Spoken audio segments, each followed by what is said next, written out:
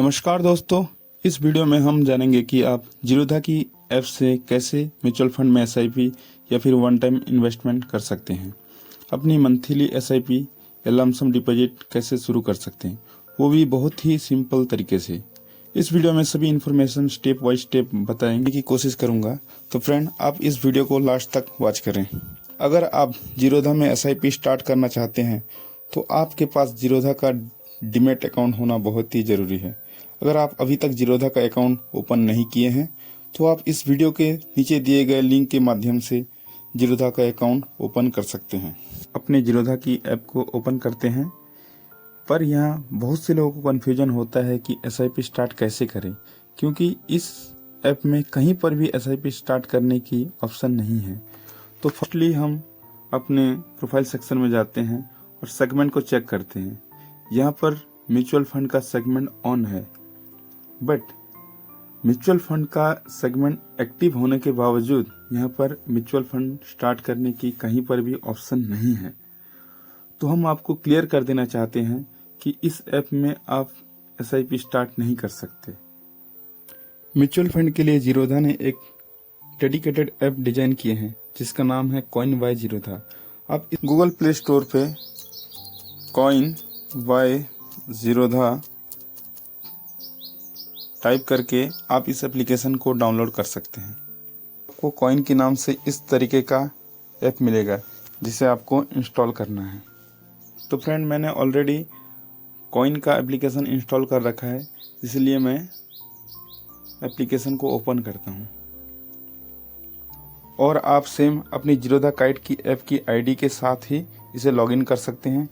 इस ऐप के लिए आपको अलग से कोई भी आईडी पासवर्ड क्रिएट करने की ज़रूरत नहीं है। आप अपने जीरोधा काइट ऐप को लॉगिन करते हैं, ठीक उसी तरह आप कॉइन की ऐप को भी लॉगिन कर सकते हैं। जीरोधा काइट और कॉइन की ऐप का प्रोसेस लगभग सेम होता है, तो आपको इसे यूज करने में कोई भी परेशानी नहीं होगा। आपको कॉइन बाय जीरोधा की ऐप को ओपन करके यहाँ पर डिस्कवर वाले ऑप्शन पर आना है। यहाँ पर आपको म्यूचुअल फंड की बहुत सारी कैटेगरी देखने को मिलता है। इसके अलावा आप सर्च वाले ऑप्शन पे बाय नेम किसी पर्टिकुलर कंपनी के म्यूचुअल फंड को भी सर्च कर सकते हैं। हम इक्विटी वाले कैटेगरी में ELSS को यहाँ पर सिलेक्ट करते हैं। मुझे पर्सनली ELSS म्यूचुअल फंड बहुत ही पसंद है, क्योंकि ELSS यानी इक्विटी लिंक सेविंग स्कीम, ये एक प्रकार की इक्विटी म्यूचुअल फंड स्कीम है जो कैपिटल गेन के साथ साथ आपको सेक्शन 80C के तहत 1.5 लाख की टैक्स डिडक्शन भी प्रोवाइड करता है।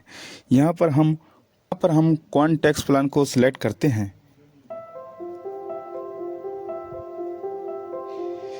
यहाँ पर इसकी पूरी डिटेल्स ओपन हो जाता है। ऊपर यहाँ पर आपको इस फंड का नाम और इस फंड से रिलेटेड सारी इन्फॉर्मेशन मिल जाएंगे। यहाँ पर इस फंड का करेंट NAV लिखा है। NAV यानी नेट एसेट वैल्यू। हर म्यूचुअल फंड का NAV अलग अलग होता है। यहाँ पर इसका CAGR देखने को मिल जाता है।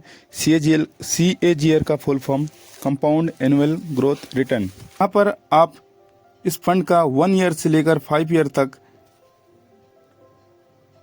CAGR चेक कर सकते हैं।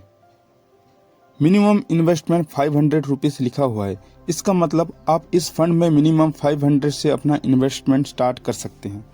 एग्जिट लोड यहाँ पर 0% है। कई म्यूचुअल फंड में एग्जिट लोड अलग अलग होता है। अगर आप इस म्यूचुअल फंड में इन्वेस्ट करते हैं और म्यूचुअल फंड एलोकेशन के विदिन 1 ईयर से पहले आप अपने फंड को रिडीम, एग्जिट या स्टॉप करते हैं, तो आपको ये एग्जिट लोड देना पड़ता है अपनी इन्वेस्टमेंट का। रेशियो एक बहुत ही इंपॉर्टेंट फैक्टर होता है म्यूचुअल फंड का। ये फंड को मैनेज करने का एक एक्सपेंस होता है। इसके अलावा नीचे आपको एक चार्ट देखने को मिलता है जो कि इस स्कीम का ट्रैक रिकॉर्ड बताता है। यहाँ पर आप 3 मंथ से लेकर 6 month, 1 year, 2 year, 3 year maximum इसकी परफॉर्मेंस को चेक कर सकते हैं। AUM, यहाँ पर आपको AUM दिखेगा जिसका फुल फॉर्म होता है एसेट अंडर मैनेजमेंट। इसके अंडर कितने फंड मैनेज हो रहा है आपको ये जानकारी देता है। लॉक इन पीरियड इस फंड में 3 ईयर है। इसका मतलब अगर आप इस फंड में इन्वेस्ट किए हैं तो आप 3 साल तक अपनी फंड को विड्रॉ नहीं कर सकते हैं। फंड मैनेजर, यहाँ पर फंड मैनेजर का नाम लिखा हुआ है मिस्टर अंकित पांडे, जो इस फंड को मैनेज कर रहे हैं। इसके बाद यहाँ पर सेक्टर लिखा हुआ है। जब आप म्यूचुअल फंड में इन्वेस्ट करते हैं तो फंड मैनेजर आपकी इन्वेस्टमेंट को बहुत सी कंपनी स्टॉक में इन्वेस्ट करता है। तो आपकी फंड मैनेजर आपकी पैसे को कौन कौन सी सेक्टर में इन्वेस्ट करेंगे या कर रखे हैं, आपको यहाँ से पता चल जाएगा। इसके बाद आप फंड होल्डिंग में आप देख सकते हैं कि इस फंड ने कौन कौन सी कंपनी में अपना फंड की होल्डिंग कर रखी है। इसके बाद सबसे नीचे आप जाते हैं तो आपको 2 ऑप्शन देखने को मिलता है, बाय और एसआईपी। बाय का मतलब अगर आप वन टाइम इन्वेस्टमेंट करना चाहते हैं तो आप इस बाय वाले ऑप्शन पर क्लिक कर अपना इन्वेस्टमेंट शुरू कर सकते हैं।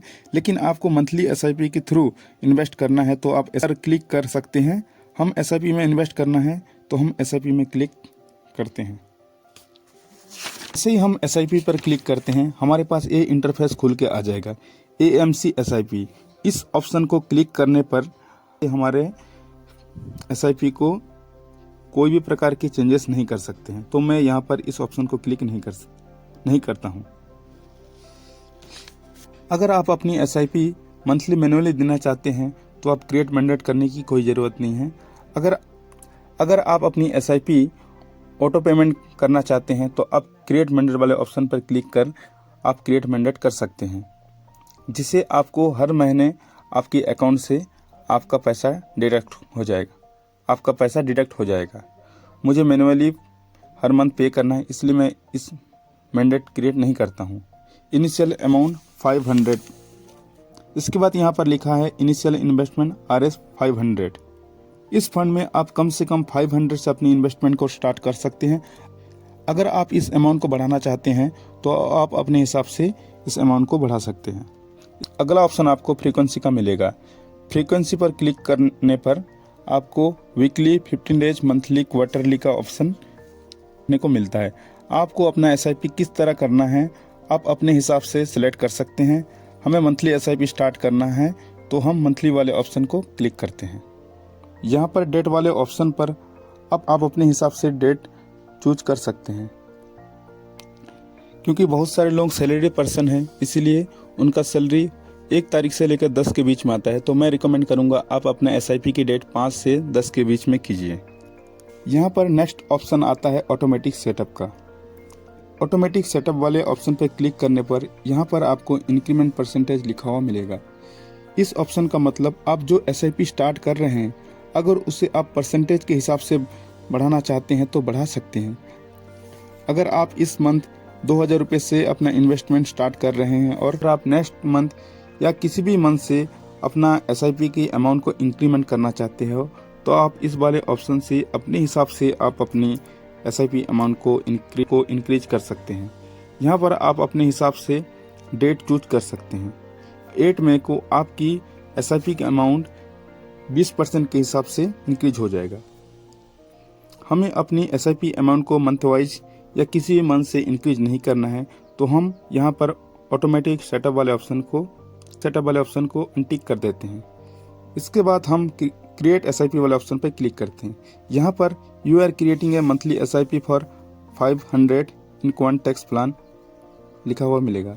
यहाँ पर हमें सिंपली क्रिएट वाले ऑप्शन पर क्लिक करना है। क्रिएट पर क्लिक करने के बाद आपके पास पेंडिंग पेमेंट का ऑप्शन आ जाएगा। यहाँ पर आप पे नाउ पर क्लिक करके अपना पेमेंट कर सकते हैं। यहाँ पर आपने जो फंड सिलेक्ट किया था,